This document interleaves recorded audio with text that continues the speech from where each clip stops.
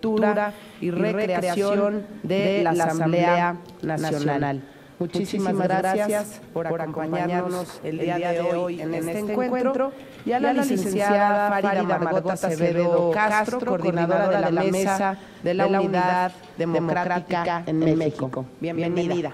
Y también están aquí con nosotros la senadora Luisa María Calderón Hinojosa, el senador Víctor Hermosillo y Celada, el ingeniero Jorge Osejo, ex senador de la República y el secretario de Relaciones Internacionales del CEN del PAN, el exdiputado local Rafael Medina Pedersini, y bueno, darles la más cordial bienvenida también a los demás invitados.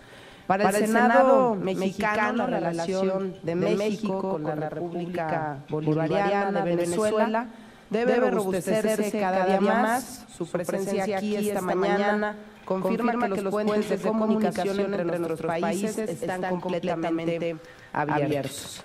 Quiero compartirles que hemos estado muy atentos a lo que ha ocurrido en Venezuela en los últimos años, particularmente desde las elecciones del 5 de enero de 2012, en la que se eligió a los 167 integrantes de la Asamblea Nacional. Después conocimos el agravamiento del estado de salud del expresidente Hugo Chávez y su fallecimiento el 5 de marzo de este año.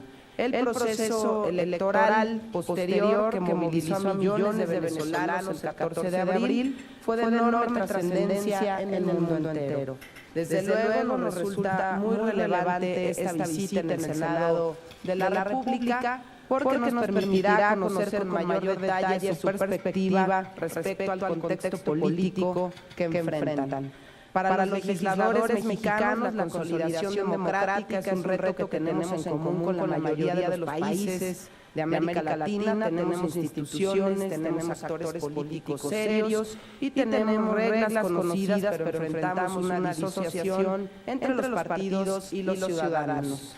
El más reciente informe del Latinobarómetro confirma que en promedio apenas el 44% de la población de América Latina se siente identificada o cercana con los partidos políticos. Esta realidad es un riesgo para nuestras democracias porque acarrean desencanto y desilusión que nada benefician a la estabilidad política y a la paz de nuestros pueblos.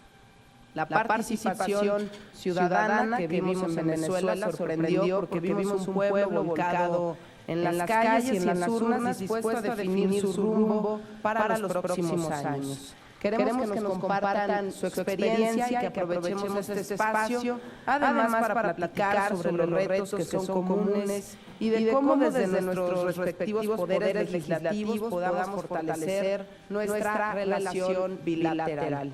En esta agenda hay una infinidad de temas que pueden ir desde la producción energética y petrolera, pasando por las experiencias exitosas para la reducción de la pobreza y la desigualdad, hasta revisar los pendientes en materia de suscripción de instrumentos de cooperación, como lo son la celebración en la reunión del mecanismo permanente de consulta en materias de interés mutuo y la reunión de la Comisión Binacional Permanente. Así como también la negociación de acuerdos de complementación económica, promoción y protección recíproca de inversiones y el memorándum en materia de cooperación turística.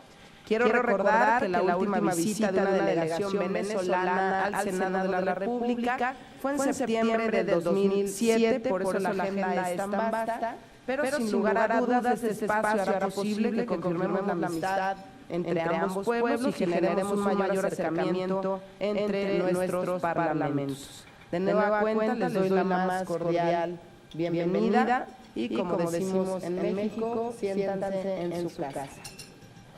Y por supuesto pueden empezar también a desayunar y yo cedería primero el uso de la palabra al diputado Miguel Ángel Rodríguez Vega. Adelante. Bien, muy buenos días, muchísimas gracias.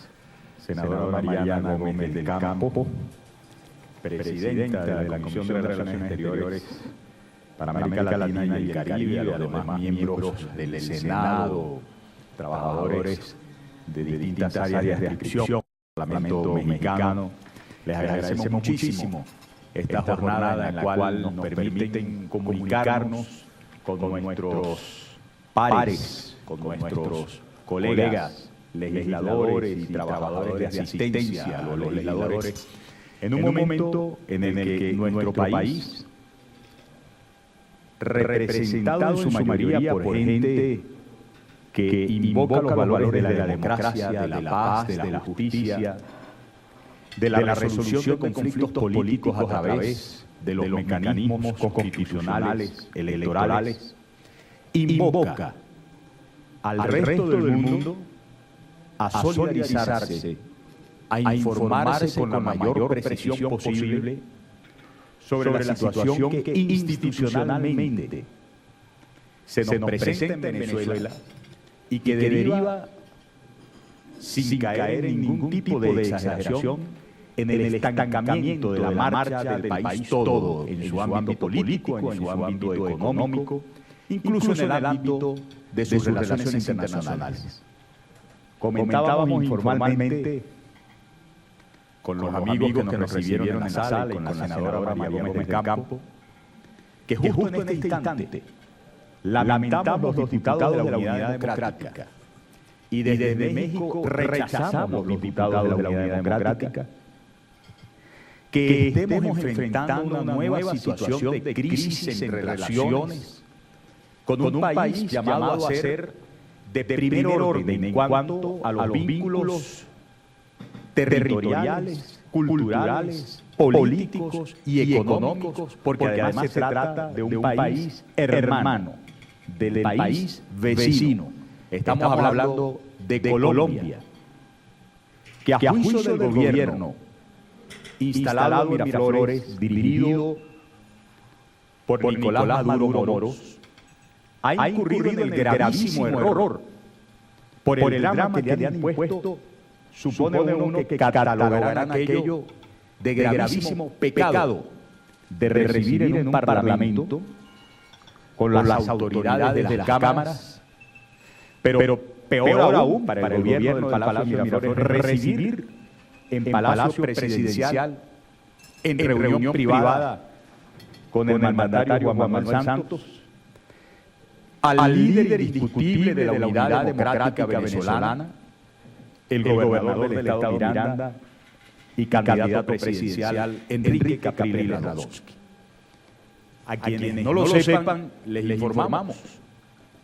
Venezuela ha jugado desde siempre un papel preponderante en el tratamiento del tema de las relaciones, o bien para la agudización de los asuntos bélicos, o bien para los intentos de pacificación entre las Fuerzas Armadas Revolucionarias de Colombia y el gobierno legítimamente establecido en Palacio de Nariño, desde donde también se encabeza toda la fuerza del Estado colombiano.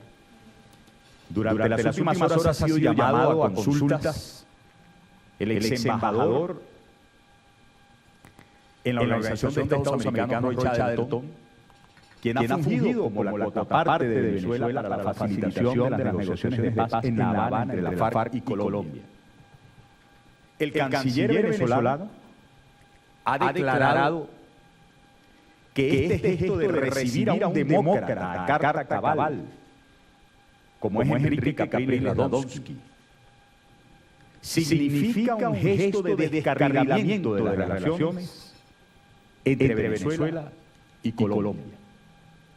Y a nosotros, además, como ciudadanos, antes que como diputados, en este instante, no solamente nos angustia lo belicoso de la manifestación del Palacio de Miraflores respecto de este sujeto, que ustedes, por ejemplo, aquí lo están dando al recibir a diputados de la Unidad Democrática, y que entenderán eso no les constituye en agentes desestabilizadores de ninguna democracia en América Latina, ni les constituye a ustedes en cómplices de golpismo o de actuaciones criminales contra el pueblo de Venezuela.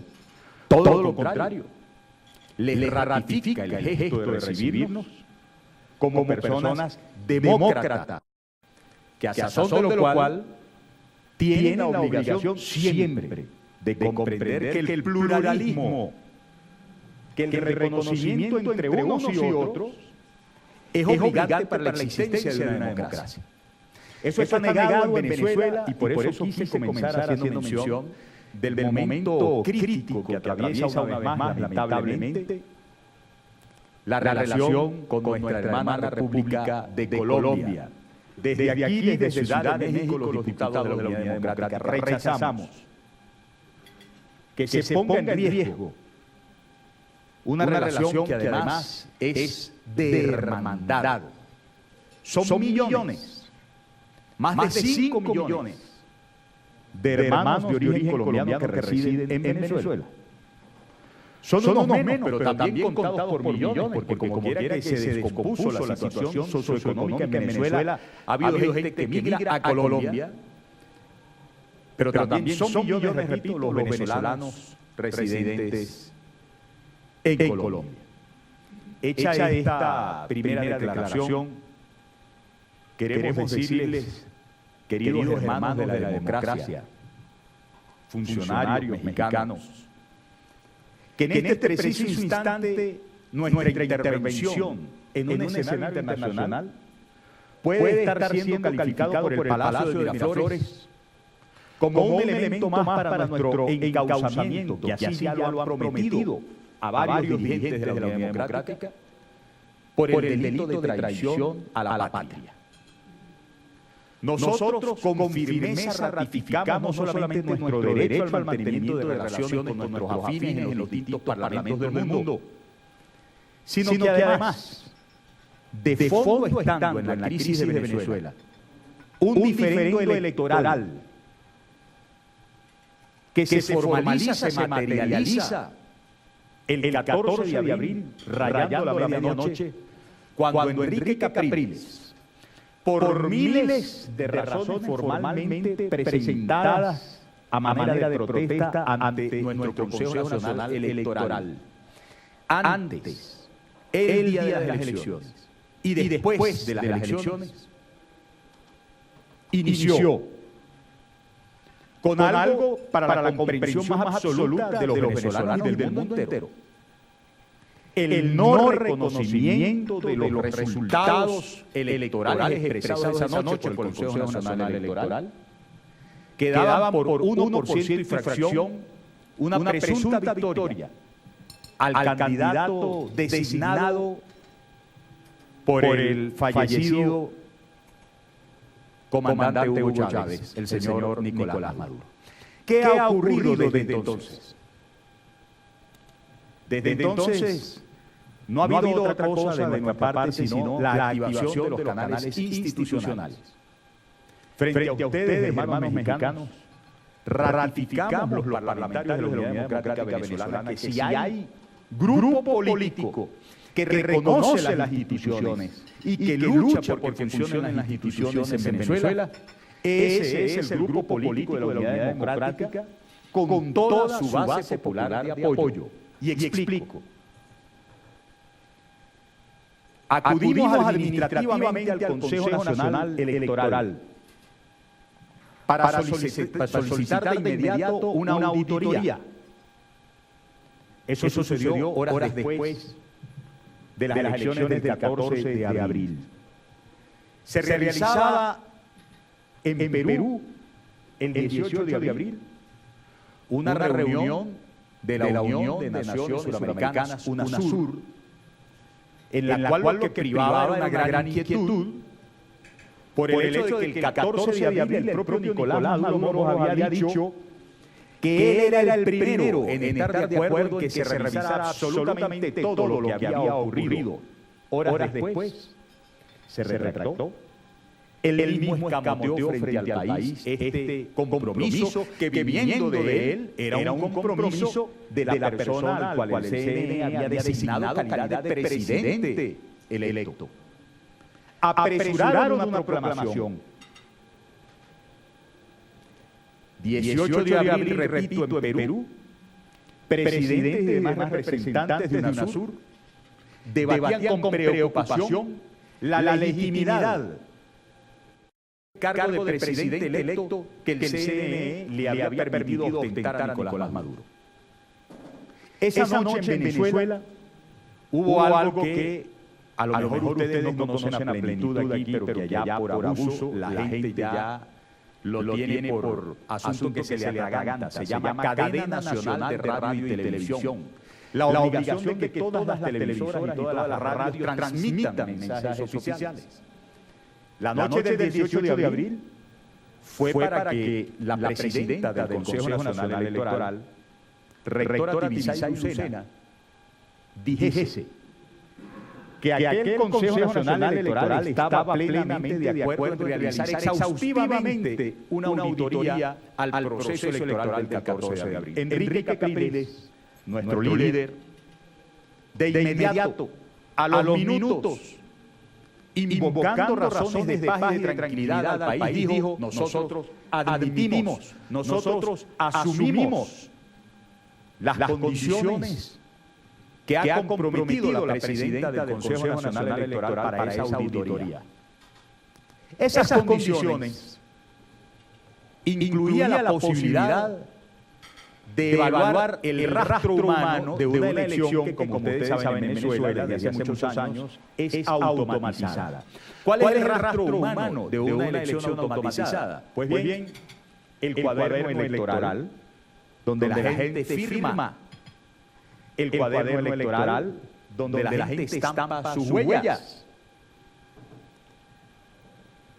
El 19 de abril, fecha patria venezolana, se produjo con el alivio, porque en Venezuela se iba a realizar una auditoría exhaustiva de los mandatarios de UNASUR y la presencia de los mandatarios de UNASUR, la juramentación de Nicolás Maduro en calidad de presidente constitucional de la República Bolivariana de Venezuela.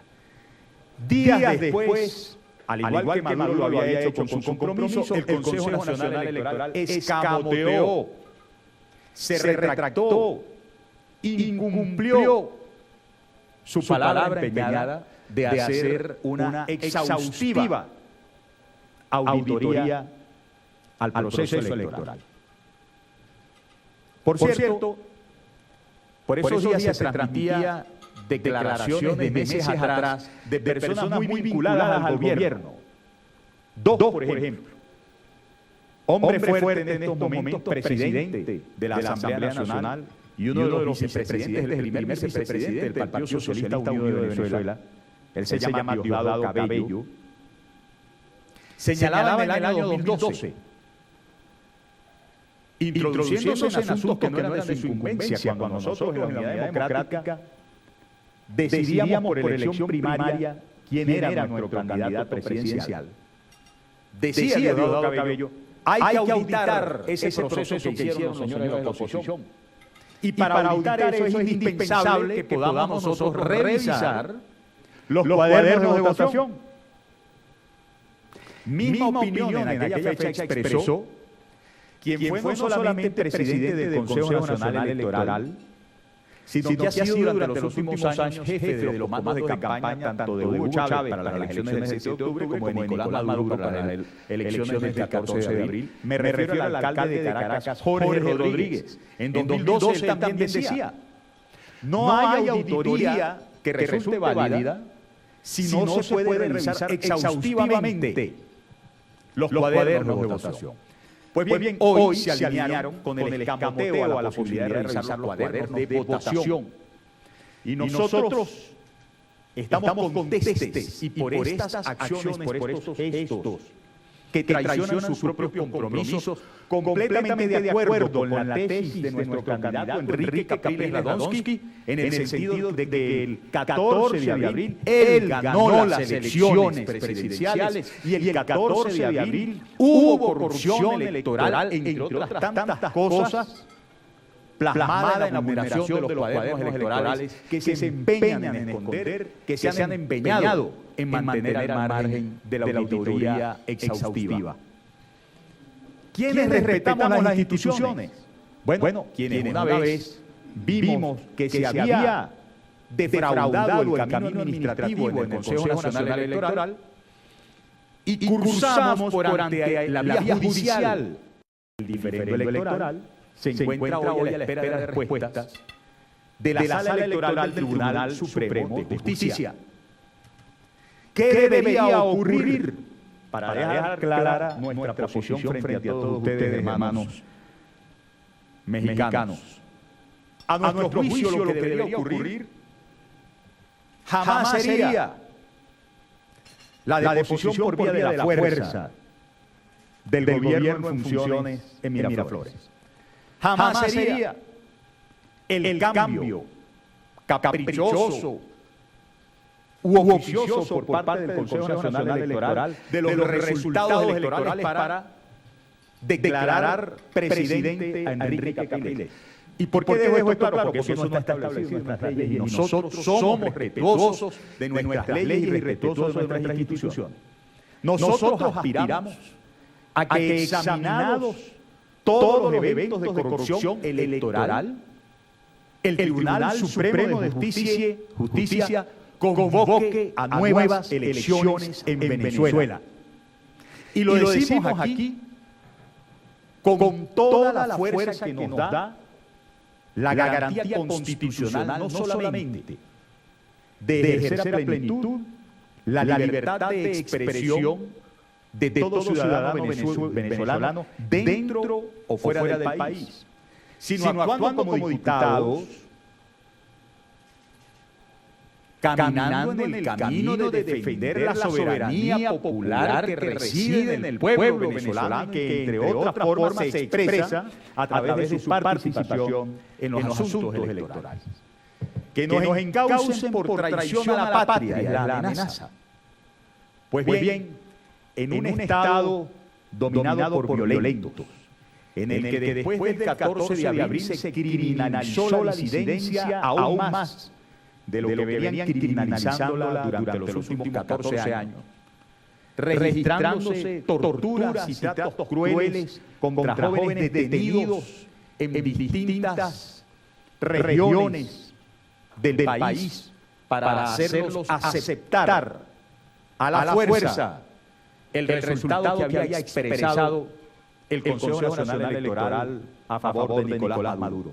La persecución de miles y miles de trabajadores públicos que, no obstante privar en Venezuela hoy día un régimen de inamovilidad laboral, han sido amenazados y votados por la sola presunción de que hayan ido a las elecciones favoreciendo la opción de Enrique Capriles. Y para sembrar además el terror, porque luego esta fue frase pronunciada por el propio señor Nicolás Maduro, de que el voto no es secreto, a tal punto que el señor Maduro ha dicho que él ya sabe que tiene los números de cédula de identidad, nombres y apellidos del casi millón de personas que antes votó por Hugo Chávez y que en esta oportunidad votaron contra Enrique Capriles, lo cual es un, digamos, delito, es un crimen que nosotros también tenemos la obligación no solo de no olvidar, sino de denunciar cada vez que tenemos contacto con hermanos de distintas partes del mundo. Finalizo, además, fortaleciendo nuestro derecho a estas jornadas informativas y agradeciendo a todos ustedes a que abran sus puertas, sus conciencias, su corazón de demócratas respecto de lo que estamos viviendo, recordando que el elegir y el ser elegido es un derecho humano. Que los derechos humanos de naturaleza electoral están consagrados no solamente en la Declaración Universal, sino en la Convención Interamericana del mismo, y en el capítulo extenso, por cierto, de nuestra Constitución de la República Bolivariana de Venezuela. Y que no hay chantaje, no hay amenaza que venga del gobierno de Venezuela que aplaque nuestra obligación de invocar a nuestros hermanos demócratas del mundo a tener acceso a la mayor información posible, a que reciban de nosotros la invitación a la activación de la mayor solidaridad posible y a la petición expresa dentro de los canales del derecho institucional y de las relaciones de nuestros parlamentos y de nuestras democracias a fijar posición sobre esta crisis institucional en Venezuela que pretende dividirnos sin solución, fracturarnos sin conciliación alguna entre aquellos los reconocidos por las instituciones secuestradas por el Poder Ejecutivo, hoy gobernado por Nicolás Maduro, y nosotros, quienes constituimos la mayoría de nuestro país, execrados, catalogados de golpistas, catalogados de asesinos y catalogados de traidores a la patria. Esa es la semblanza, esa es la aproximación, esa es la perspectiva sobre la cual podríamos hablar mucho más, pero claro que no vamos a abusar de su tiempo si ya les estamos agradeciendo el esfuerzo de recibirnos. Muchísimas gracias. Buenos días.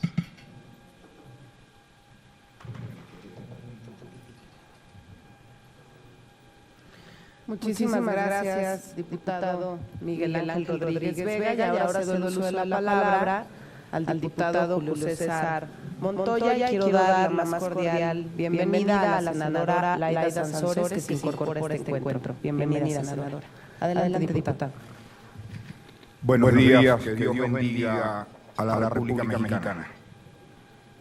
Primero agradecerle a la senadora Mariana Gómez del Campo atendernos y a nuestros colegas, a Luisa María, la senadora Luisa María, que además aprovecho para saludar una gran familia que le ha dado mucho a esta república, como es la familia Calderón, y al resto de los colegas diputados y al pueblo mexicano. Venimos a la Cámara que representa al pueblo mexicano con un doble propósito. Un primer propósito, estrechar los lazos de amistad de estos cuerpos parlamentarios. La diplomacia parlamentaria es importante en el mundo, sirve para intercambiar opiniones en materia legislativa, en materia de propósitos democráticos, y además la democracia es un valor global también hoy. Así como la Internet es un derecho democrático de todos los seres humanos ahora, también la democracia es un valor definitivamente globalizado. Por eso que argumentos infelices como que no se puede atender, promover o estimular reuniones bilaterales, multilaterales, ya sea de partidos políticos, ya sea de parlamentos, pretender que esto no se haga por cualquier régimen del mundo es una sencilla estupidez. La democracia tiene un valor global y ejercerlo debe ser fundamental en todos los demócratas. Agradecerles a ustedes como representantes del pueblo mexicano al atendernos. Para nosotros tiene un valor bastante importante, con un valor muy grande, sobre todo en los momentos tan difíciles que vivimos nosotros los venezolanos, que nos hemos caracterizado en la historia por ser un país que promueve y promovió la democracia por muchos años. Recibimos dirigentes demócratas del exilio latinoamericano por muchos años en Venezuela y que hoy, desgraciadamente, el proceso se ha invertido.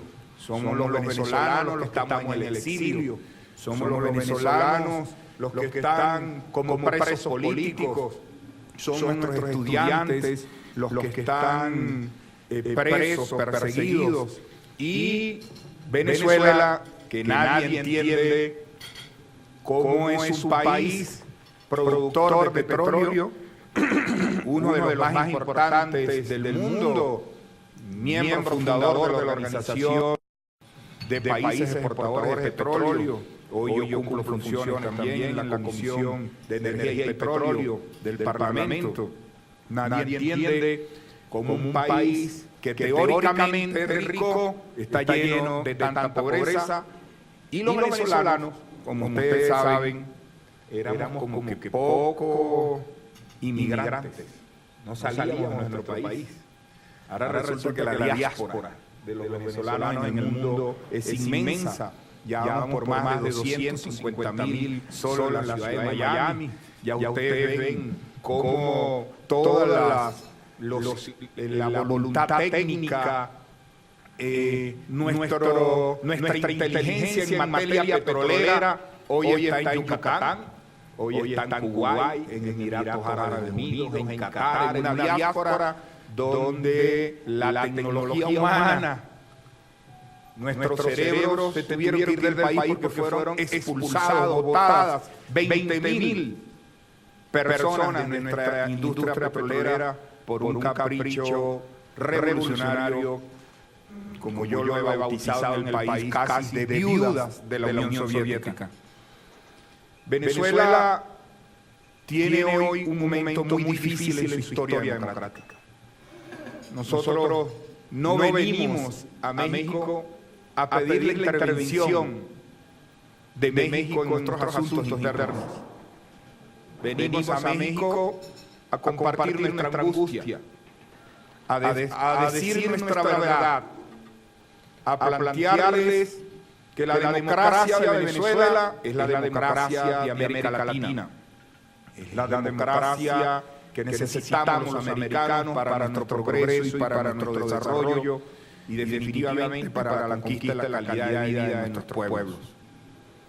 Los venezolanos venimos hoy a México, algunos de sus representantes, para decirles que amamos la democracia, que nuestra única agenda es la democracia y más democracia. Y vemos en el Senado de la República Mexicana un espacio importante para plantear nuestras angustias, nuestras necesidades, decía, y además una agenda importante que lo decía la senadora Mariana Gómez, que tiene que ver con una agenda legislativa, una agenda de cooperación que podamos estimular, impulsar el grupo de amistad de Venezuela, México, desde el punto de vista parlamentario, la necesidad que ese grupo se active. Hace muchos años esos grupos estuvieron muy activos en la nueva realidad política. Ha sido difícil, quizás el senador Jorge Acejos conoce de la historia de esos grupos de amistad que teníamos en el Parlamento, y que hay que rescatarlos, sobre todo dos países que tienen una historia común, dos países que tienen una estrategia petrolera, que tienen una estrategia para América Latina.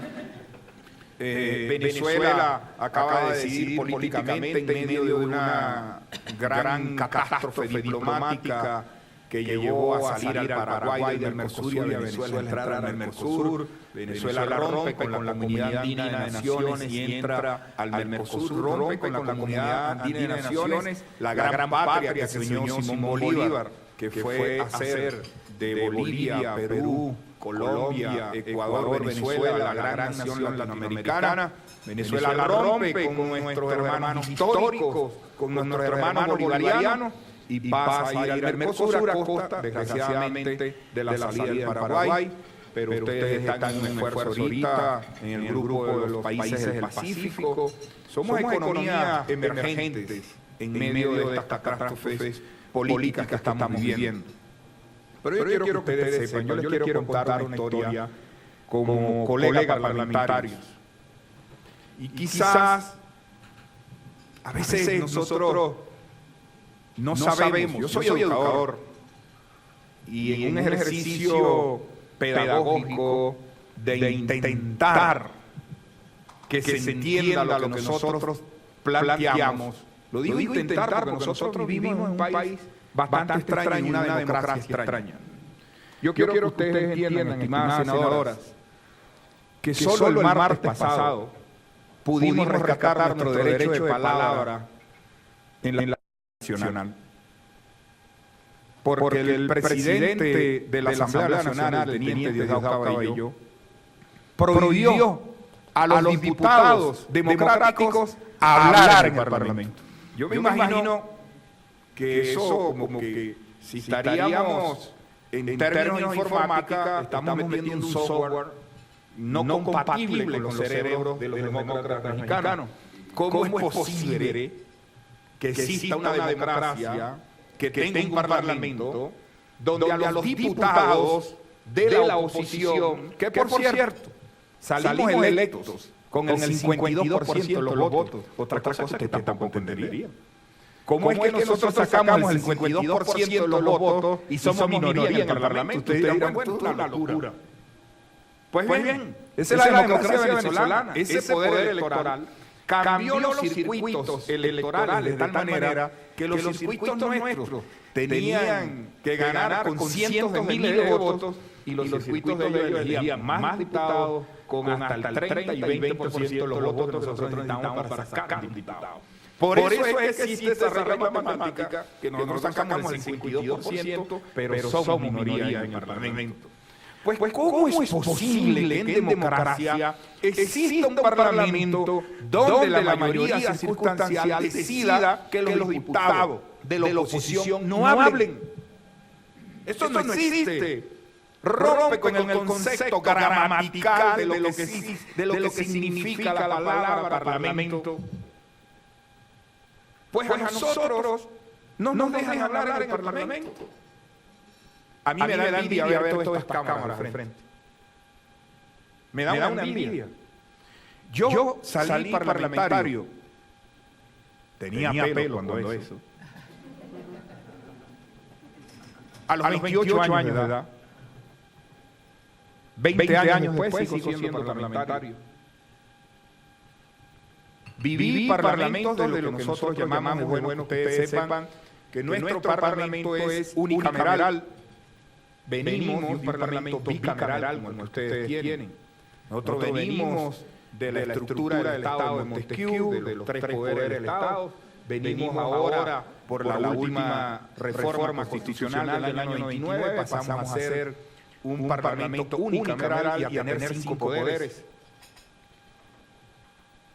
Pues, estimadas senadoras, en el Parlamento venezolano no pueden entrar los medios de comunicación. Entonces, ¿cómo se explica una democracia revolucionaria? Teóricamente es socialista. Yo tengo mis diferencias con ese socialismo que ellos plantean. En el Parlamento venezolano los diputados pueden hablar solo cuando quieran.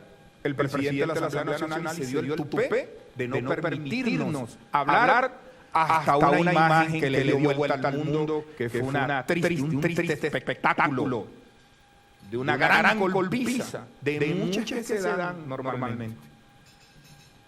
Nosotros para poder entrar al Parlamento, yo soy muy mariano, aprovecho de la bendición a mi Virgen de Guadalupe, emperatriz de América. Tenemos que entrar a ese Parlamento rodeado de gente, de militantes que nos agrede físicamente, verbalmente, moralmente, para luego entrar al Parlamento donde ocurre otro tipo de agresión. Los diputados, los asistentes de los diputados, las plenarias llenas de militantes y ahora escoltas armados dentro del hemiciclo. Ahora, yo contarle eso a unos senadores democráticos. Yo me imagino que en el Parlamento mexicano, en las sesiones no entra nadie armado a la sesión. ¿O sí? No debe entrar. Y mucho menos. Aquí tenemos la historia de Zapata, Villa, quizás algunos. Pero no entran sus escoltas, por bien de Dios. Entonces tenemos, por eso te digo que 20 años de parlamentario es asombroso para mí contarlo, porque yo no lo había vivido de esa manera. Nunca Entonces, no nos dejan hablar, los medios de comunicación no pueden entrar. Por eso es que no se sabe quiénes son los responsables de la golpiza. Porque siempre el poder del Estado, que tiene la exclusividad de la transmisión de las señales, que tiene la exclusividad y el poder de los medios, cada vez en Venezuela tenemos menos medios independientes, ellos dirán su verdad. Bueno, digamos que será aquella cosa muy de Goebbels, una mentira repetida mil veces se puede convertir en mentira, en verdad. En Venezuela el régimen es muy seguidor de Chomsky y la vieja teoría de manipulación mediática. Entonces no nos dejan hablar, no tenemos posibilidad de tener los medios de comunicación en el Parlamento, y la joya de la corona, ahora nos quitaron todas las presidencias y vicepresidencias de las comisiones del Parlamento. Entonces, ¿cómo se entiende una democracia?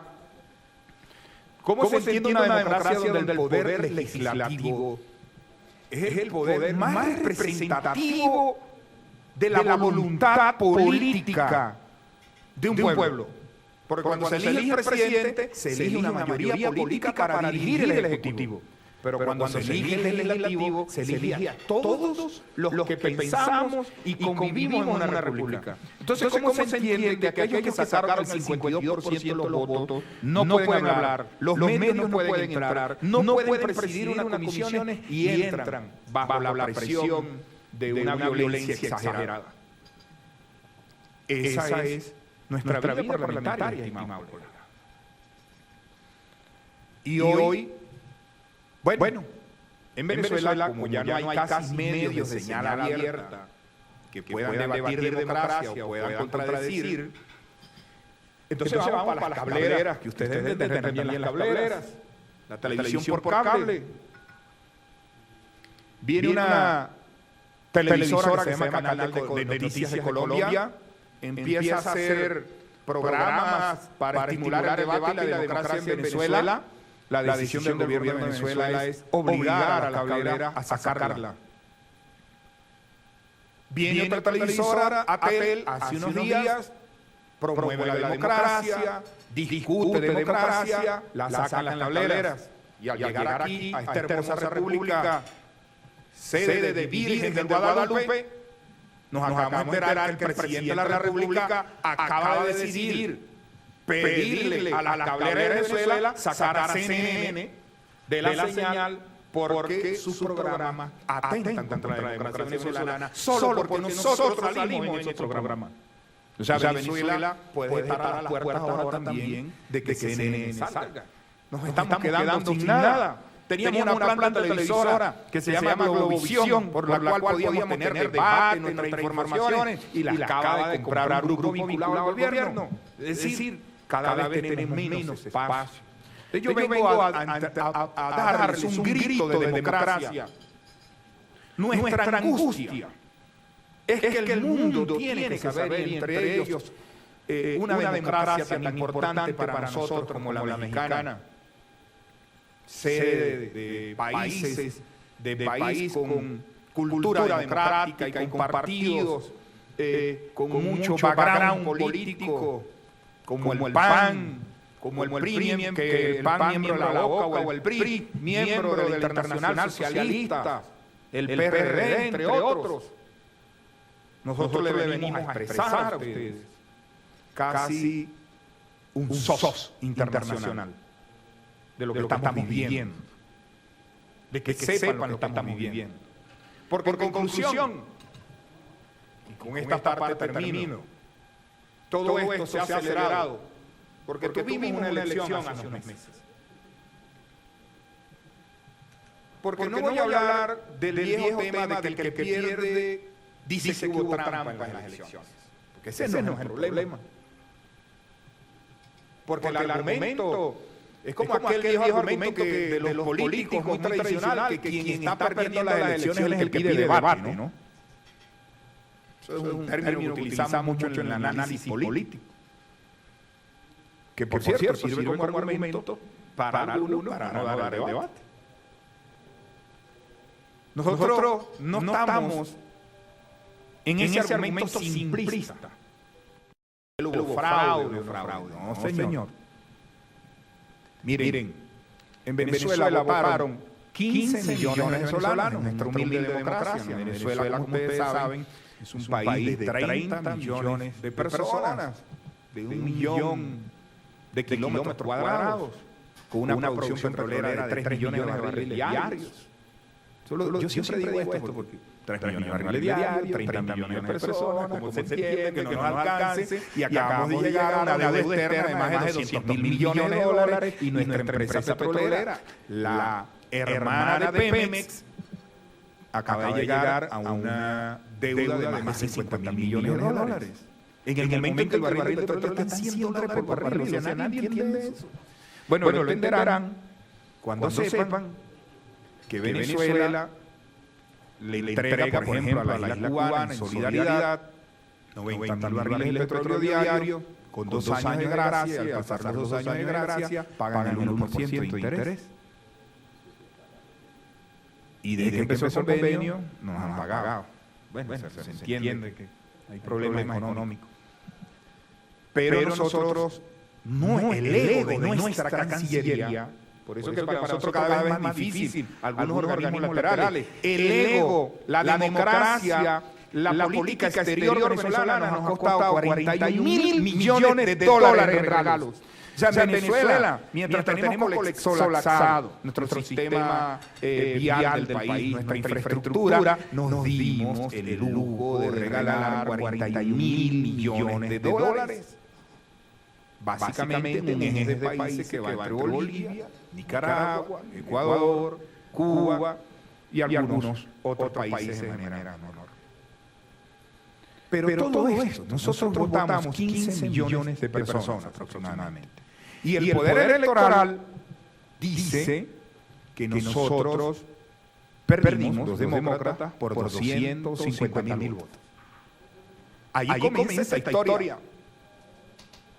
Lo único que nosotros pedimos, dada que la elección quedó tan cortica, exigimos una auditoría completa, contrastar votos con los libros de votación, porque nosotros tenemos 150 mesas, dirán, no son muchos electores, 150 mesas, donde el candidato nuestro tiene 0 votos, y el candidato Maduro tiene el 100% de los electores de la mesa.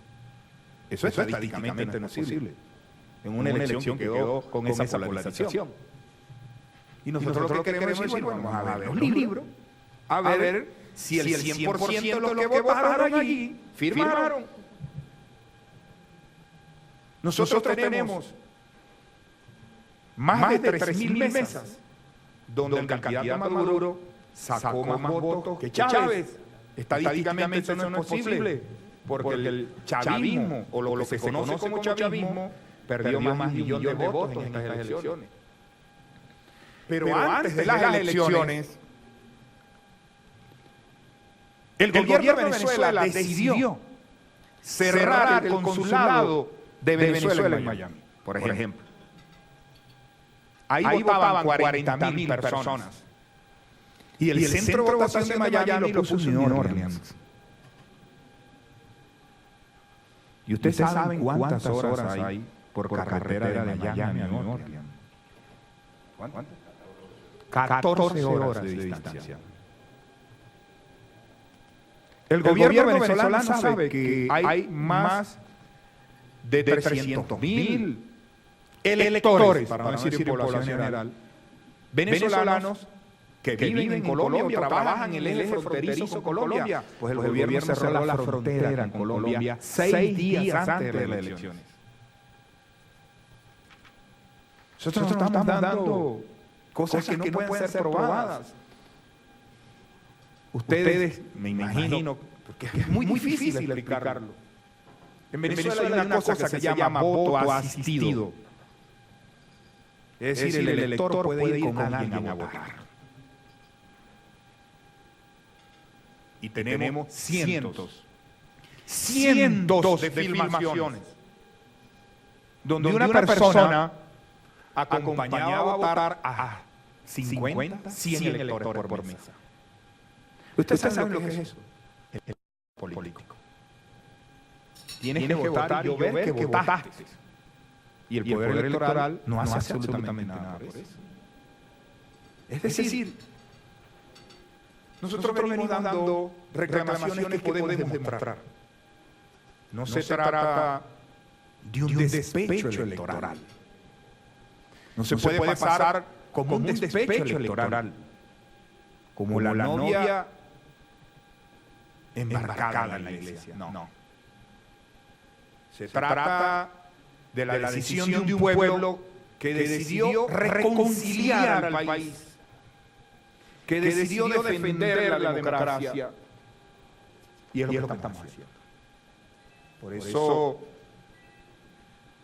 ojalá podamos rescatar mi estimada senadora Mariana Gómez, una agenda común en materia de solidaridad, colaboración democrática, parlamentaria, y a impulsar el grupo de amistad Venezuela-México en el Parlamento venezolano, donde estarían todas las fracciones y grupos políticos que ahí convivimos, pero queríamos que supiéramos lo que estamos viviendo los demócratas en este momento en la República Bolivariana de Venezuela. Les agradezco y reitero que Dios bendiga esta república y nuestra Santísima Virgen de Guadalupe, la patrona de todos los americanos, nos ayude y nos estimule a salir de estos graves entuertos que está viviendo la democracia en América Latina. Muchas gracias. Muchísimas gracias, diputado Julio César Montoya. Y ahora cedería el uso de la palabra a los senadores que así quieran hacerlo. Primero cedo el uso de la palabra a la senadora Luisa María Calderón. Pues buenos días, bienvenidos. Como bien dice el senador Montoya, la democracia es un valor global. Y mientras más vivamos en democracia, podremos tener un desarrollo mucho más horizontal, mucho más transparente, habrá mayor rendición de cuentas, habrá mayor confianza de la ciudadanía en sus gobiernos y habrá también mayor participación de la ciudadanía en la gobernanza, que es una forma mucho más participativa de la democracia, o mucho más fortalecida. Aquí vemos senadores de distintos partidos, de distintas decisiones, y yo agradezco que hayan usado su libertad como ciudadanos, como latinoamericanos, para venir a comentar con nosotros lo que ustedes están viviendo desde su punto de vista en Venezuela. Muchos de nosotros les hemos seguido, algunos de nosotros hemos estado compartiendo con Venezuela trabajo, estudios, expectativas de vida en comunidad. Y sí, yo quiero hablar desde mi perspectiva, sí es difícil que caminen un pasito y regresen otro pasito, que mucha ciudadanía haya corrido el riesgo, haya puesto su esperanza una vez y otra vez en un proceso electoral que de suyo es significativo. Nosotros en México tuvimos por muchos años un país donde las elecciones las organizaba el propio gobierno y sabíamos cómo se injertaban padrones en los padrones electorales. No teníamos una credencial con fotografía. Quisiéramos conocer un poco más su padrón, su manera electrónica de votar y dónde puede rescatarse. Entiendo que están haciendo un ejercicio también de comunicación en una vía pacífica, de compartir con el mundo la visión que ustedes tienen. Felicito que no violenten el proceso, que acudan a las instancias jurídicas, a las instancias formales de su país y también a las internacionales. Yo creo que la solidaridad también nos compete a todos los habitantes del mundo. Y bueno, pues aquí están las cámaras, aquí estamos nosotros para escucharles. Seguramente habrá muchas preguntas. Yo, por desventura, no puedo estar aquí, tenía otra cita. Me ha sido enriquecedor escucharles. También sabrán que nuestro país, a punta de revisión de procesos, hemos ido cambiando nuestros procesos electorales. Dirán ustedes este tema de, y lo voy a decir, no me voy a... En 2006 también la distancia entre un candidato y el segundo era muy pequeña.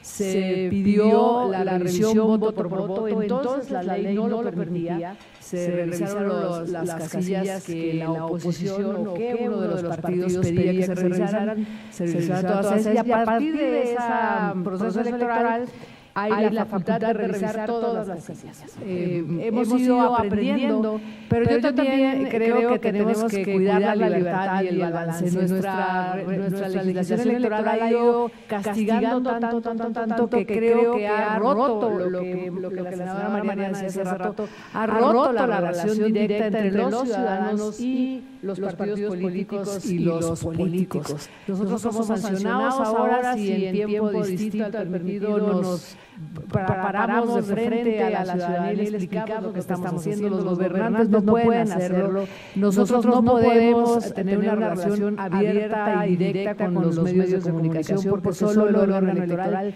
puede contratar a los espacios en los medios, y eso hace que se convierta en una relación perversa la relación que tenemos con los medios de comunicación. Ojalá también podamos tener la posibilidad de revisar nuestras reglas electorales para hacer un equilibrio entre la imparcialidad, la transparencia y la relación abierta entre la ciudadanía, los medios de comunicación y los propios políticos.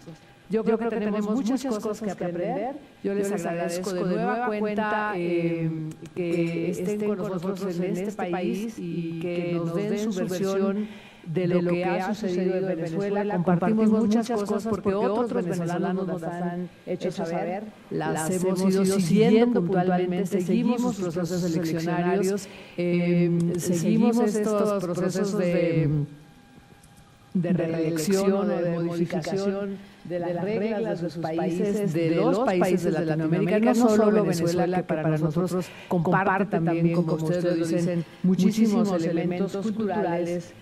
Hoy a mí me duele que los números de migración de los venezolanos hacia otros países, compartimos muchas cosas y ojalá podamos seguir compartiendo y construyendo reglas en la libertad para la justicia y que podamos acompañarnos como latinoamericanos en el fortalecimiento de nuestra democracia, de nuestra vida cotidiana, no solo de las reglas eleccionarias. Yo creo que la democracia es mucho más que eso, es la libertad de los medios de comunicación, es la participación, es la rendición de cuentas, es hacer presupuestos participativos, vigilancia de los gobernados sobre los gobernantes, pero de manera libre, de manera responsable. Sean ustedes muy bienvenidos. Muchísimas gracias a la senadora Luisa María Calderón por acompañarnos en este encuentro, y ahora cedo el uso de la palabra al senador Víctor Hermosillo Celada. Adelante. Respeto a las mujeres. La senadora Laida Sansores. Adelante, senadora. Hacemos un comentario. Bienvenidos. Pertenezco a un partido de izquierda. He visto con mucha simpatía acciones que tomó el gobierno de Hugo Chávez, aunque no dejamos de ser críticos también, y seguimos solidarios con quienes luchan por abrir espacios democráticos. Cuando usted hablaba, a veces sentía que hablaba de México, con márgenes tan pequeños, con una televisión que no acepta donde no se puede ejercer la crítica. Ustedes la perdieron recientemente y estuve al tanto cuando amordazaron a uno de sus críticos más importantes. Aquí la perdimos desde hace mucho tiempo. Aquí está en manos de un monopolio televisivo y también es una causa de insistir en ejercer la libertad de expresión y de información a todos los ciudadanos. Por eso seguimos teniendo coincidencias y creo que uno respeta, no importa de qué lado de la acera se está, a quienes luchan por impulsar la democracia en sus países. Vine porque quiero escuchar también el punto de vista de ustedes y mantenerme bien informada, y le agradezco a la senadora Mariana me haya incluido, y créanme que estaremos pendientes y siempre solidarios. en general con la República Venezolana, México siempre ha compartido el abrazo. Muchas gracias, senador Sansores. Y ahora cedo el uso de la palabra al senador Víctor Hermosillo Zelada. Adelante. Buenos días y bienvenidos aquí al Senado. Bueno, la lucha por la democracia es una lucha continua. No se puede parar. Cuando se para, se puede caer precisamente en perder la democracia. Es una lucha continua, es una lucha de educación, es una lucha de valores. Porque la democracia como tal, no todos la entienden de la misma manera. Por eso hay que luchar, hay que leer, hay que ver de lo que quedó de la democracia. El éxito que ha tenido la democracia en países que precisamente desde el siglo XIX y XX han sufrido mucho precisamente por eso, el respeto de los ciudadanos, una educación superior y un fin común y sobre todo justicia. Yo el fenómeno venezolano no lo veo nada más con la llegada de Hugo Chávez al poder, sino un deterioro de los valores anteriores por medio de precisamente corrupción, banalidad de las autoridades que hasta cierto punto hicieron que el pueblo venezolano cayera en el populismo. Y el populismo es muy peligroso.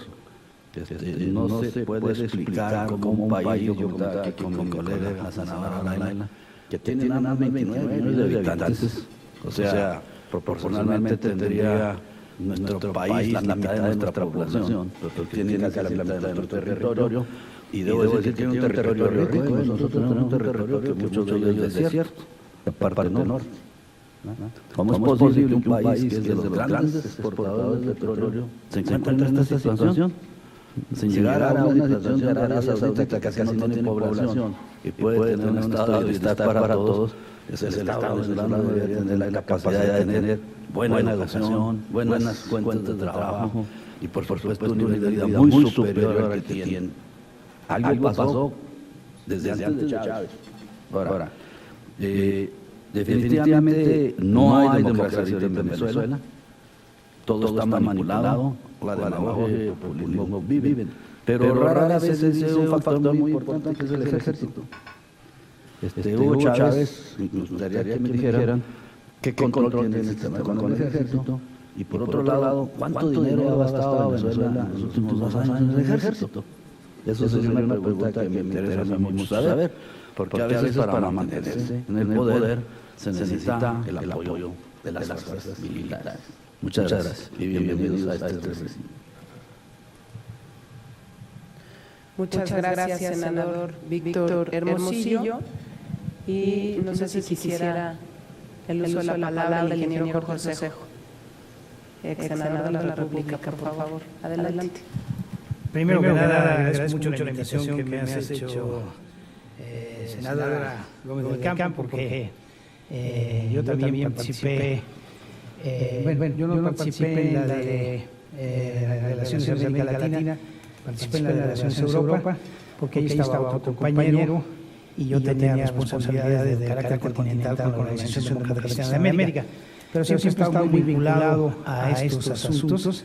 Agradezco mucho la invitación, me da mucho gusto y doy la bienvenida a los diputados que se encuentran integrados en la Mesa de Unidad Democrática. Yo no planteo hacer aquí ninguna expresión, salvo que he estado presente en 3 procesos.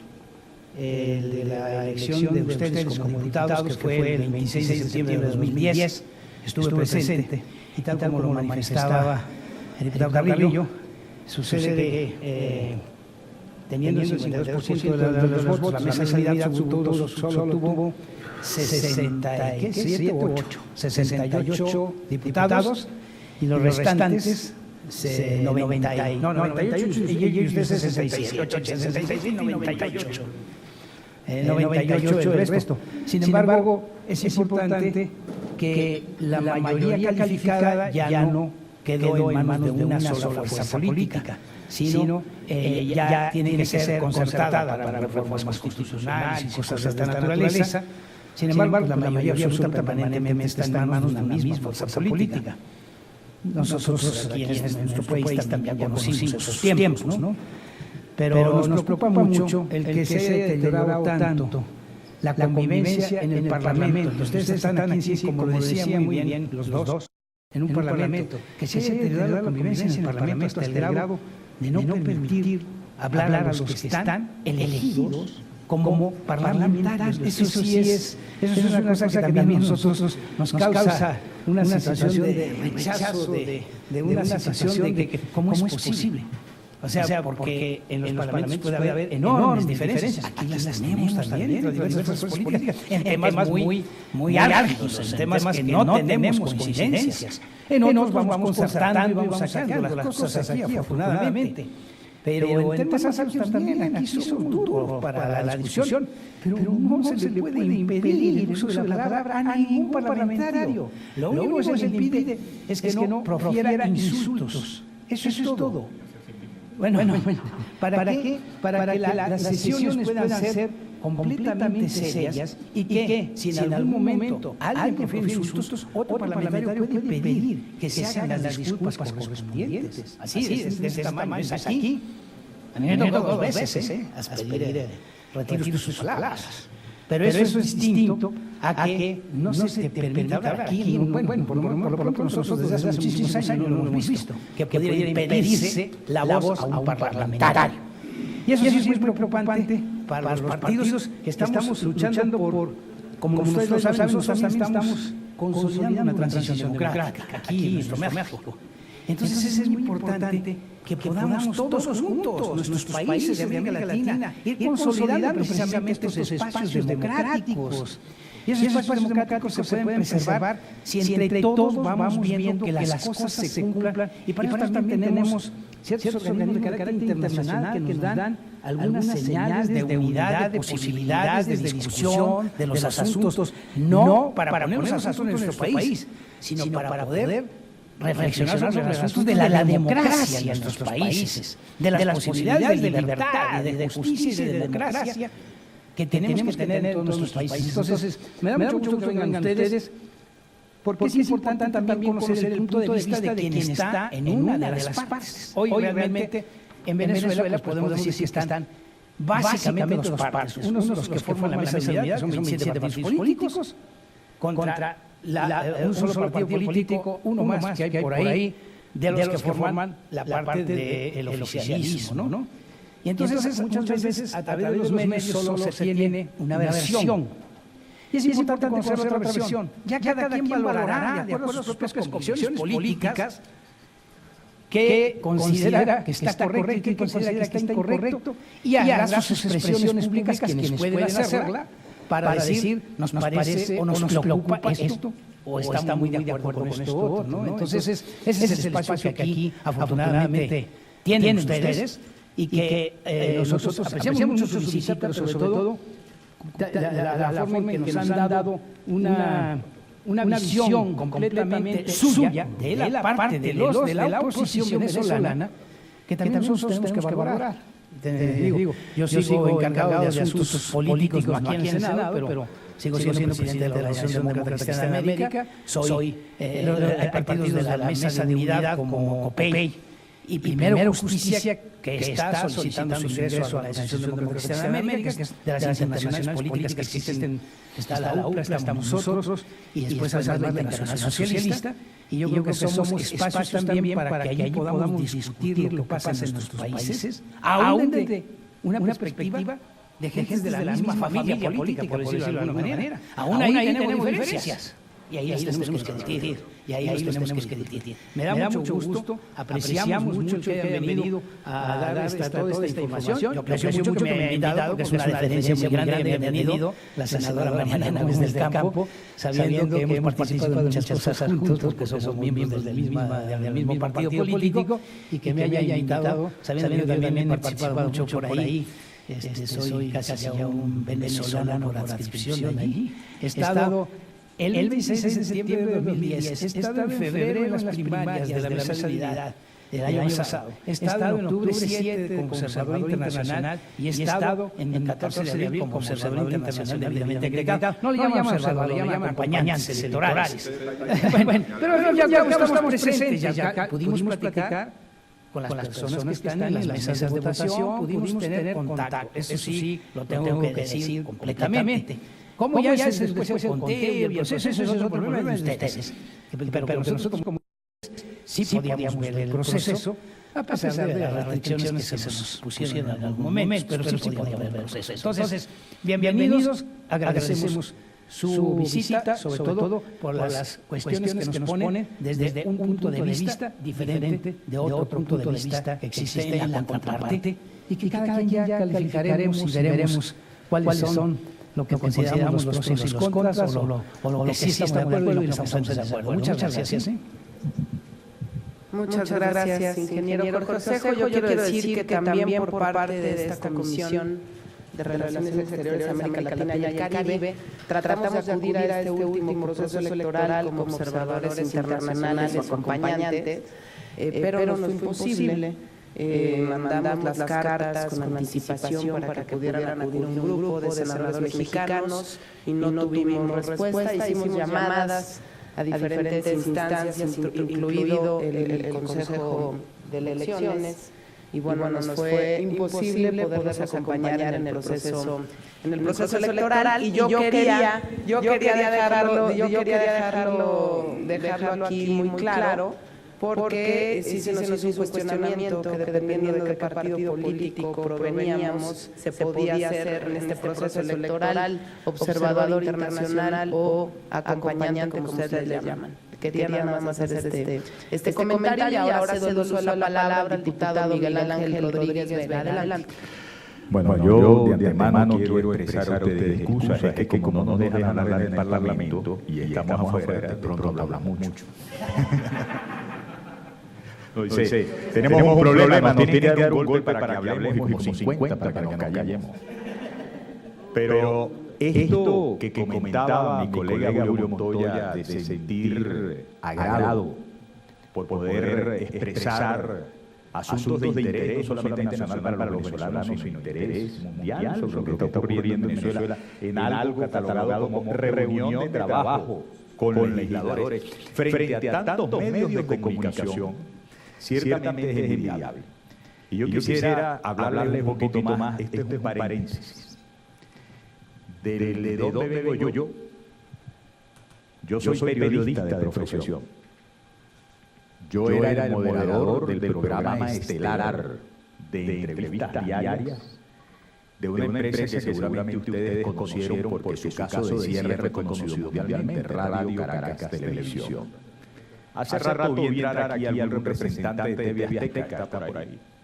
He conocido a la gente de TV Azteca, a la gente de Televisa, de otros medios de comunicación aquí, porque además en cuestiones gerenciales me ocupaba de las relaciones de una red de medios de comunicación en todo el continente. Y razón tiene, no voy a hacer juicio de una empresa ni de un país en general. La senadora Sansores, cuando habla de los esfuerzos que nunca deben agotarse por la democratización de los canales de información, los canales de comunicación, la posibilidad de que el pluralismo fluya, tiene razón. Pero una cosa es eso, y otra cosa es hacer lo que hizo el gobierno de Venezuela. Suprimir la principal televisora del país con más de 50 años, era la decana de la televisión en Venezuela. Suprimir al menos 40 cadenas de radio nacionales, estrictamente por razones políticas.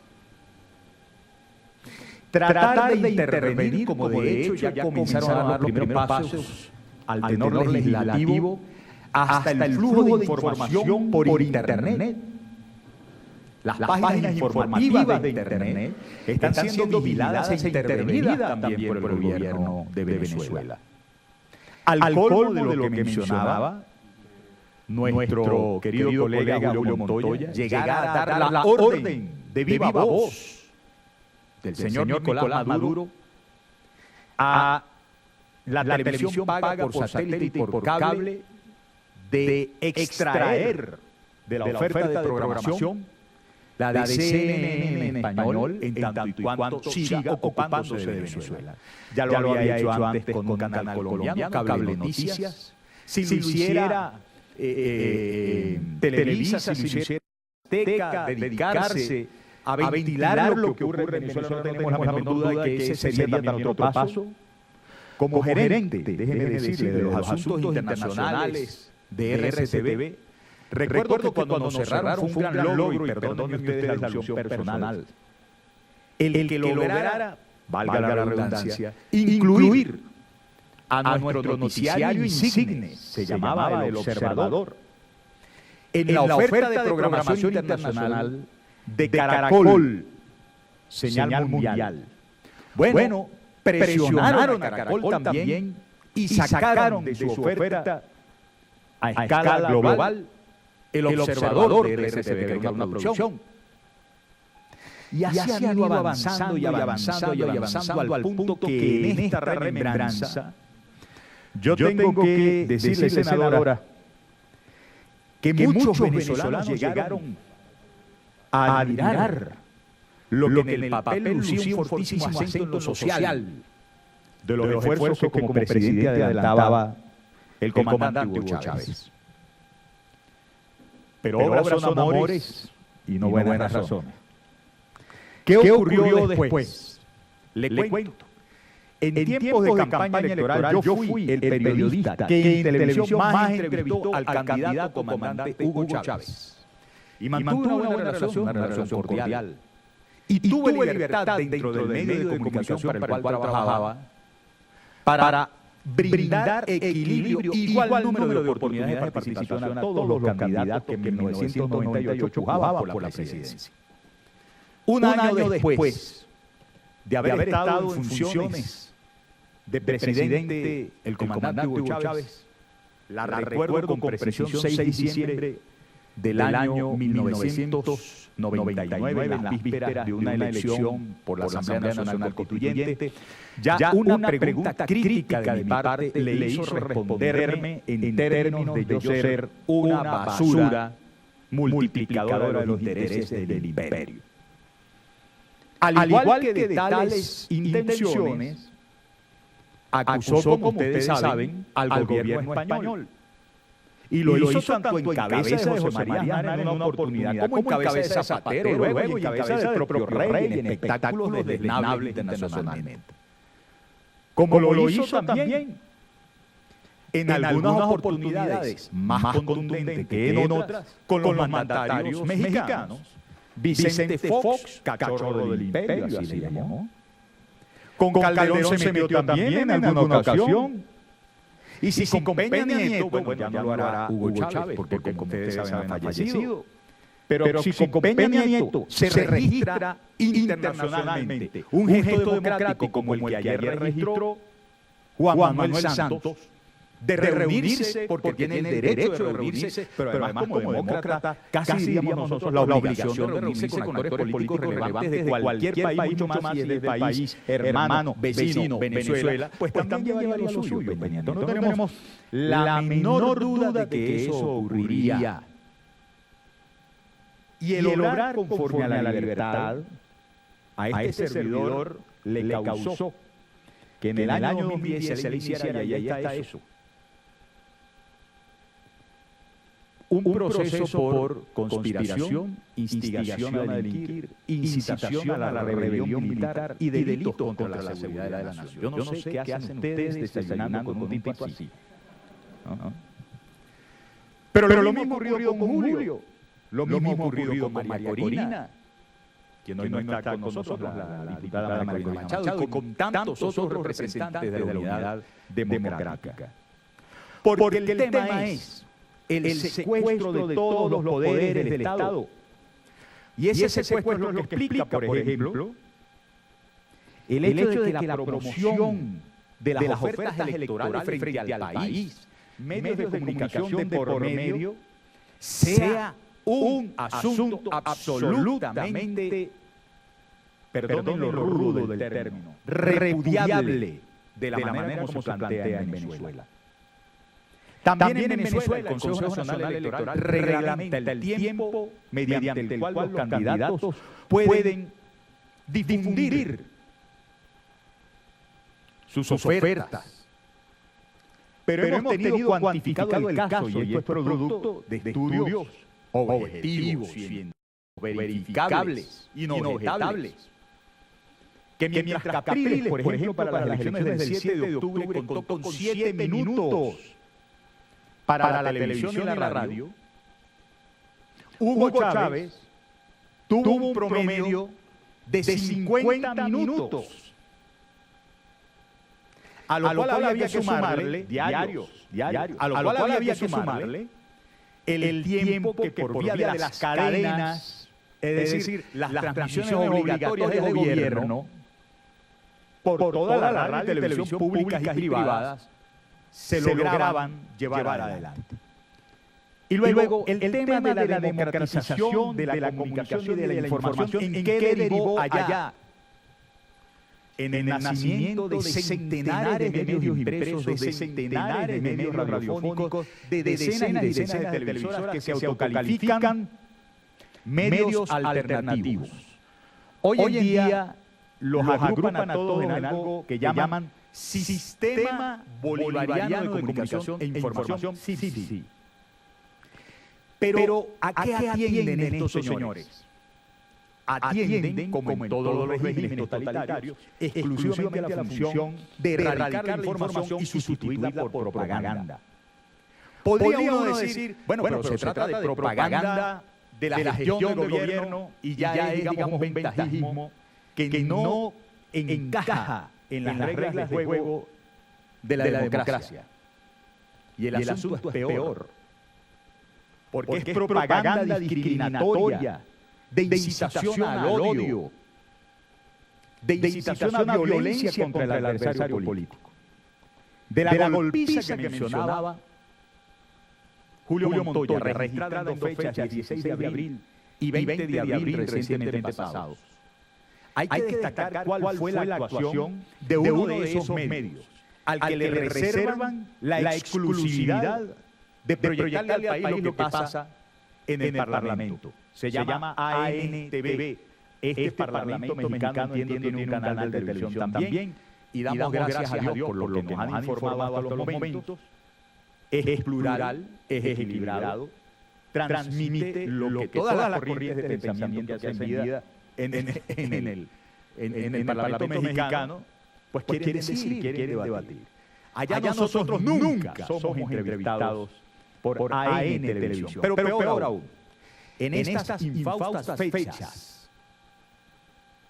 cuando con premeditación y alevosía se preparó una emboscada para el derramamiento de sangre de los diputados de la Unidad Democrática, porque eso ocurrió, derramamiento de sangre.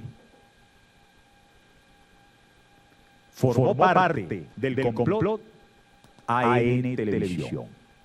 En el momento en que se concretó la agresión, AN Televisión enfocó el techo. Y cuando el drama de aquella agresión alcanzó magnitudes ya de dificultad para el programador AN Televisión, sacaron del aire la transmisión para poner de inmediato un micro llamando a Enrique Capriles Radonsky fascista asesino. ¿Qué había de fondo?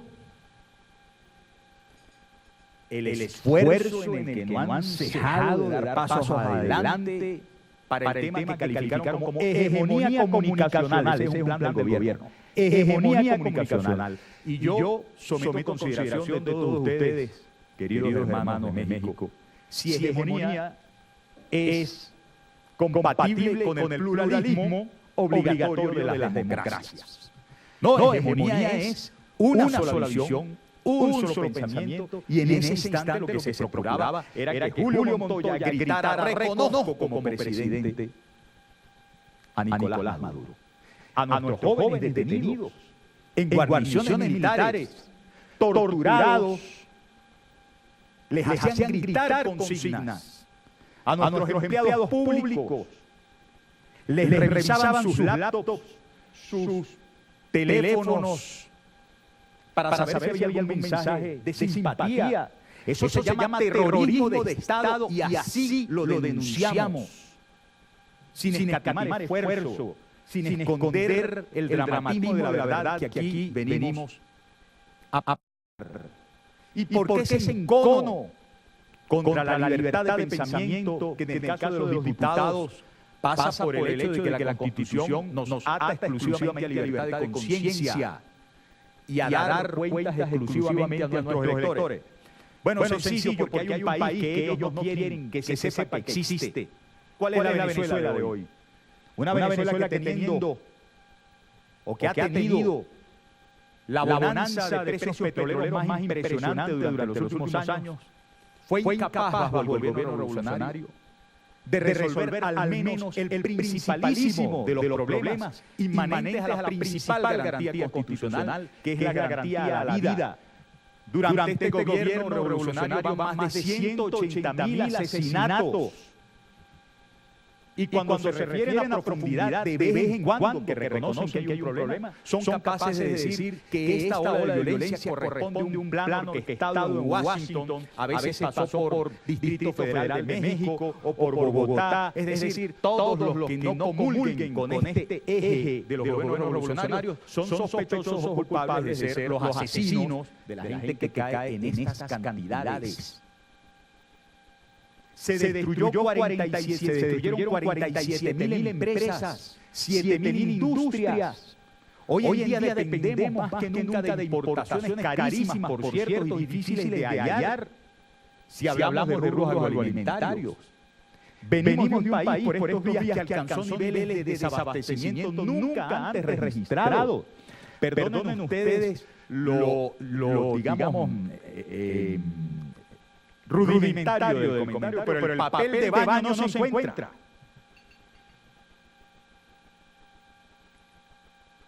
Y no hay cómo explicar que un país rico tenga unas circunstancias de un pueblo tan pobre y en tales dificultades. La semana pasada conocimos una grabación de un personaje ensalzado por el presidente Chávez como el comunicador más importante de la revolución. Tenía todas las noches en el canal del Estado venezolano de televisión un programa llamado La Hojilla, dedicado exclusivamente a la incitación al odio y a iniciar procesos de persecución contra la disidencia democrática. Allí se habla no solamente de la preparación y la consumación de asesinatos entre ellos mismos. Allí no solamente se habló de la preparación de golpes de Estado, hoy y entre ellos mismos. Allí no solamente se habló del desangramiento por más de 20.000 millones de dólares con una supuesta red de corrupción de organismos del Estado, con la participación de altísimos personajes entre ellos mismos. Y cumplida nuestra obligación de presentar el material que hemos hecho, insisto, ser institucionalistas. Y la institución presidencial evadió su responsabilidad de investigar, siendo quien gobierna la inteligencia militar y la inteligencia policial política. Prefirió dar un paso hacia adelante para tratar de barrer el piso en descalificaciones contra los mensajeros. Activamos la institución legislativa. ¿Y qué hizo la directiva del Poder Legislativo del Parlamento? Abandonar su obligación, incumplir sus funciones de investigar en el plano político tan graves señalamientos que estaban ahí y atacar al mensajero. Y estamos en este instante esperando que cumpla la institucionalidad judicial, el Ministerio Público, con las investigaciones. Impunidad, corrupción, ruina del país. No pueden ser resultados, mis queridos amigos, de más de 14 años de un gobierno que haya dicho que puso todo su acento en la resolución de los problemas sociales. Estos se agudizaron, estos se agravaron, y esa es la razón por la que el 14 de abril la gente respondió como respondió electoralmente, y es en consecuencia la razón por la cual la violencia se ha desatado de parte del gobierno nacional para impedir que los venezolanos decidieron un cambio, y que estamos sus representantes luchando para que se den los procesos de verificación de ese cambio que soberana, constitucional y pacíficamente nos dimos los venezolanos el 14 de abril. De nuevo me excuso por la extensión de mi participación.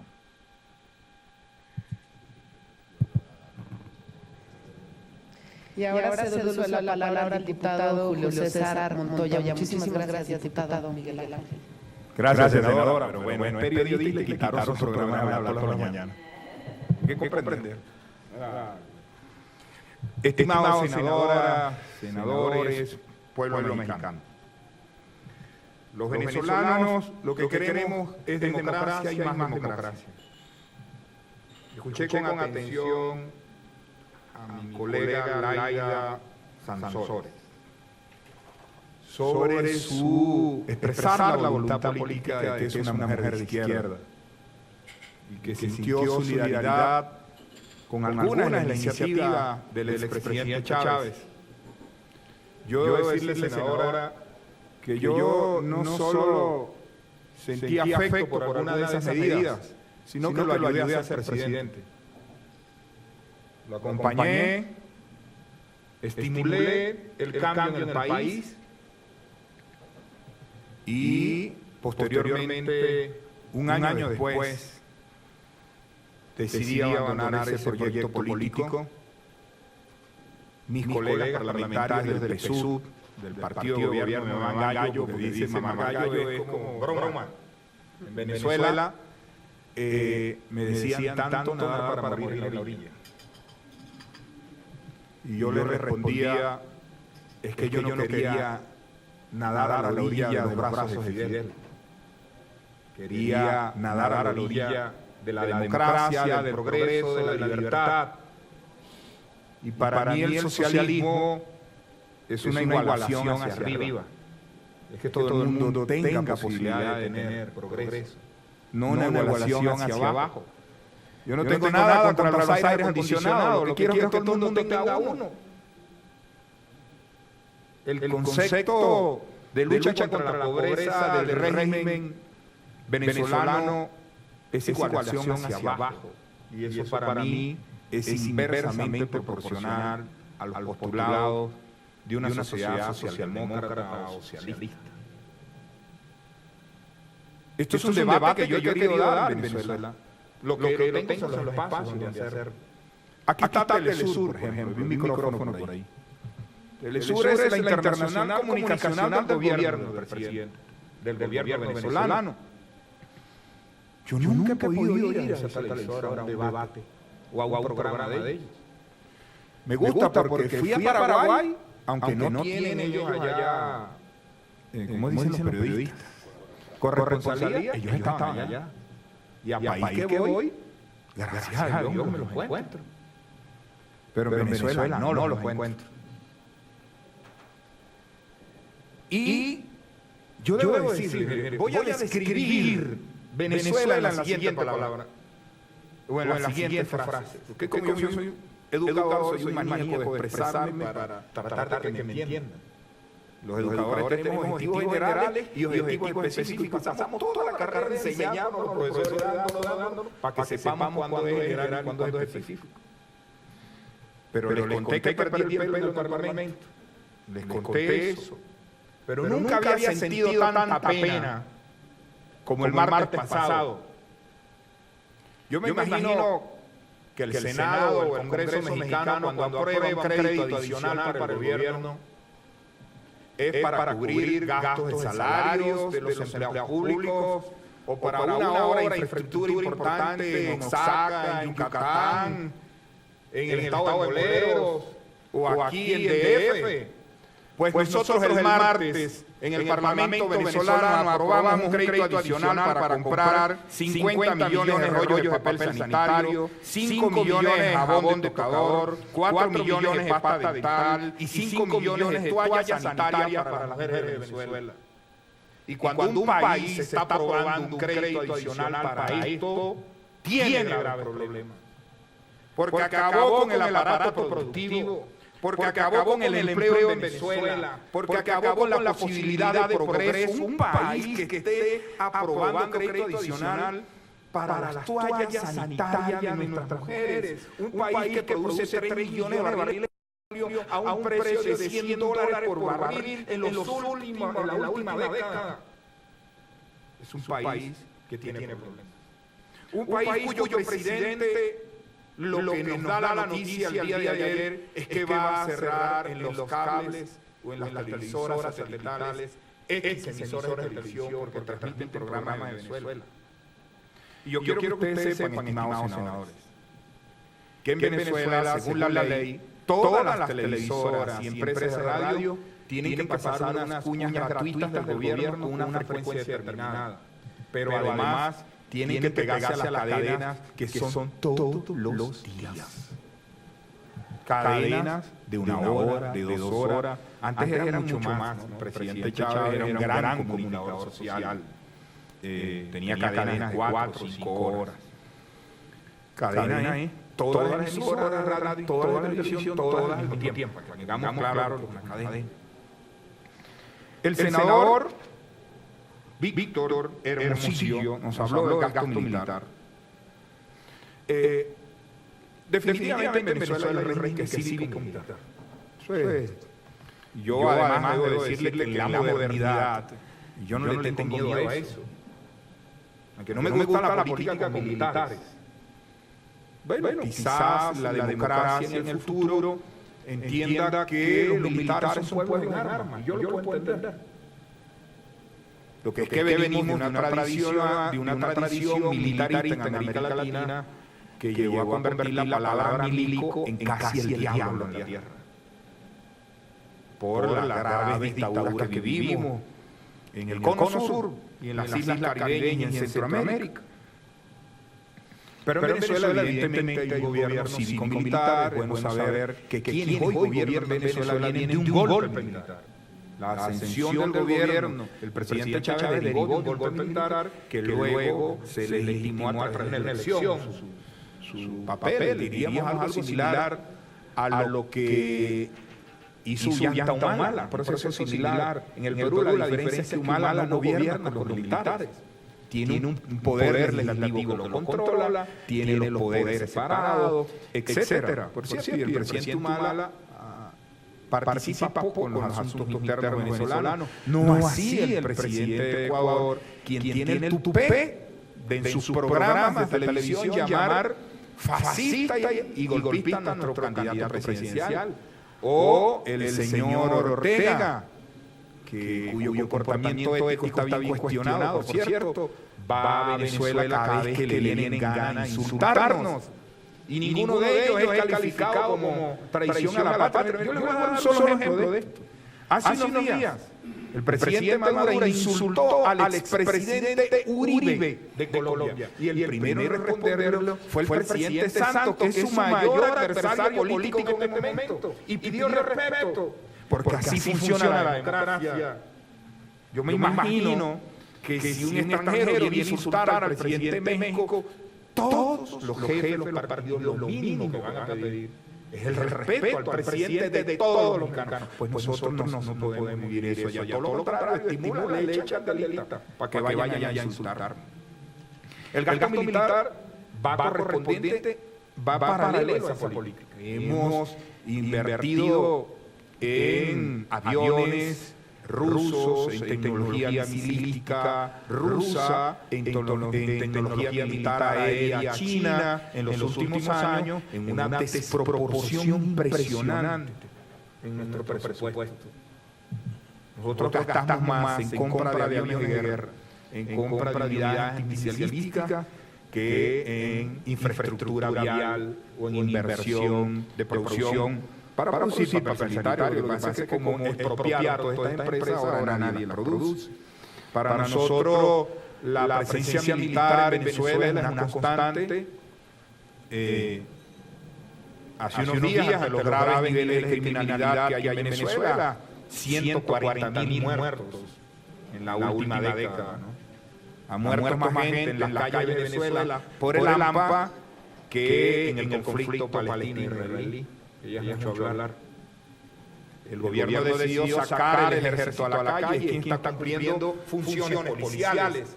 Es muy difícil en Venezuela enfrentar eso porque las encuestas dicen que de cada 10 venezolanos, 8 piden que se problema de la seguridad como sea.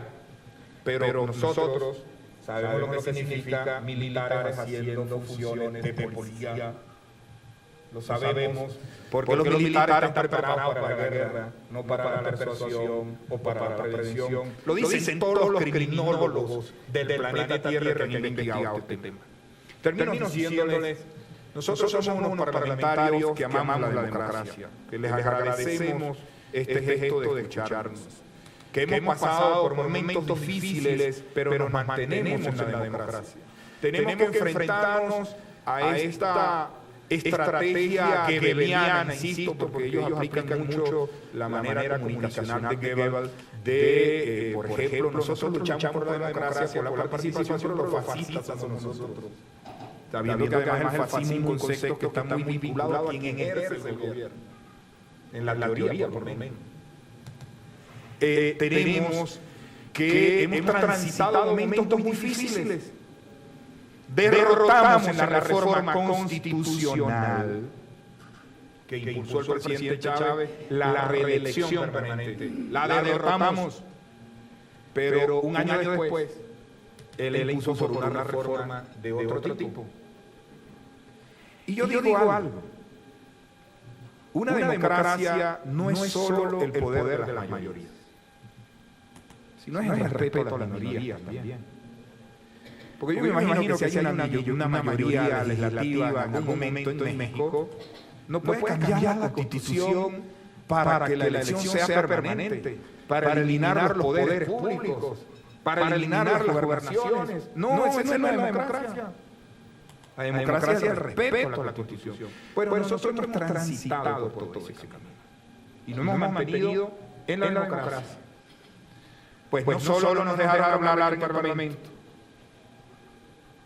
Este pajarito, en Venezuela son famosos los pajaritos, ustedes supieran.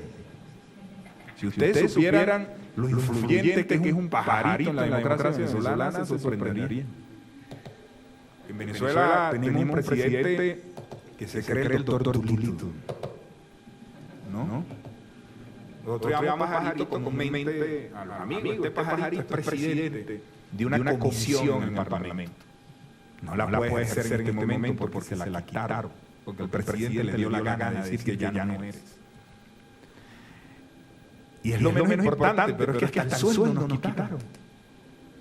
Nos quitan la palabra, nos quitan las comisiones, nos quitan el sueldo y nos eligió el pueblo. Entonces, ¿cómo se explica eso en democracia?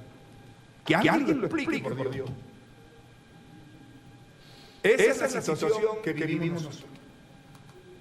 Reiteramos nuestro agradecimiento, nuestra solidaridad con este hermoso pueblo que sigue caminando hacia una democracia, hacia lo que debe ser la lucha de la democracia, que es la convivencia. Una democracia que entienda la separación de los poderes. Todas las democracias latinoamericanas tenemos problemas. Y hay que luchar por ellas. Venimos de momentos históricos difíciles, pero lo importante es que nos una el concepto de democracia.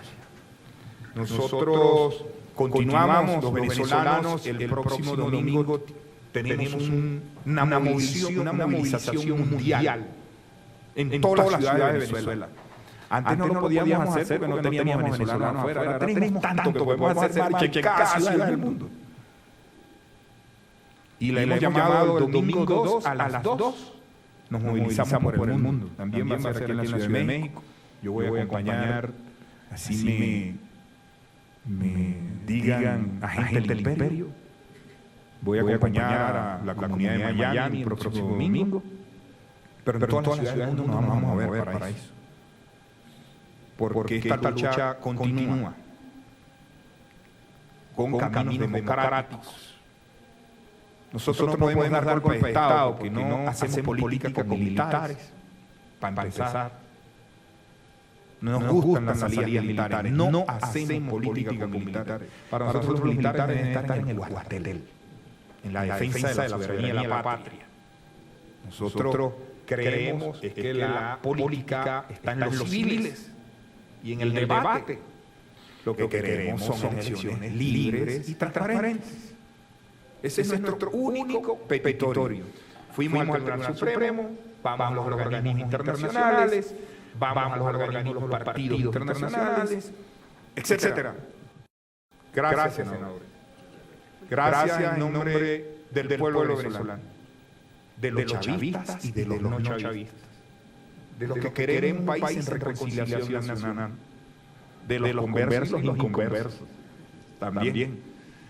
Venezuela los necesita. Venezuela necesita a los demócratas. Insisto, no vinimos a pedir la intervención del Estado mexicano en Venezuela.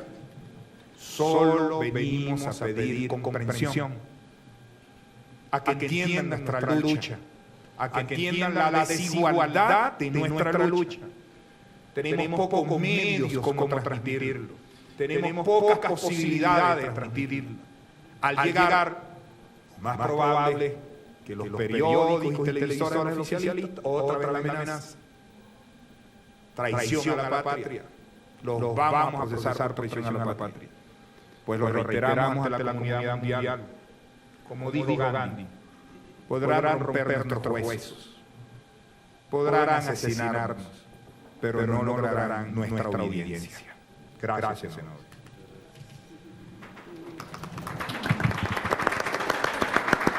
Muchísimas gracias, diputados.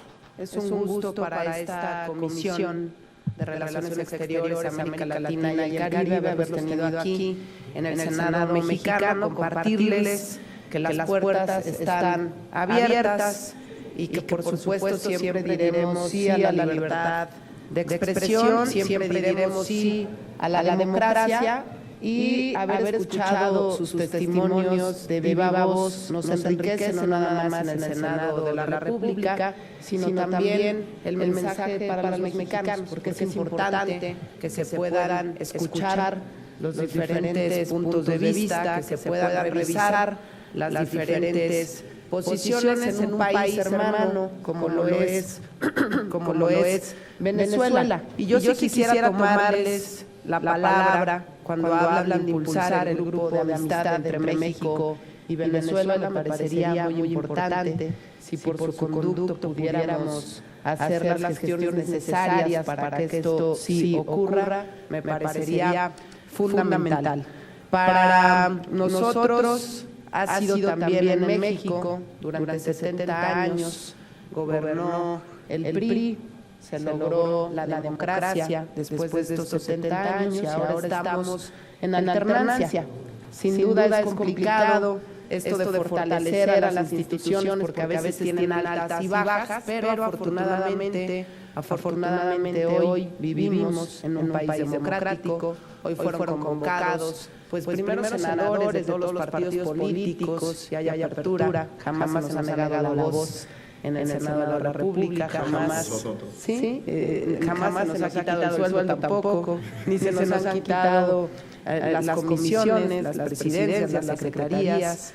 Por supuesto que esto no ha ocurrido, fueron convocados también todos los medios de comunicación que así quisieron estar, pues aquí están con nosotros, les agradecemos su presencia y también el canal del Congreso.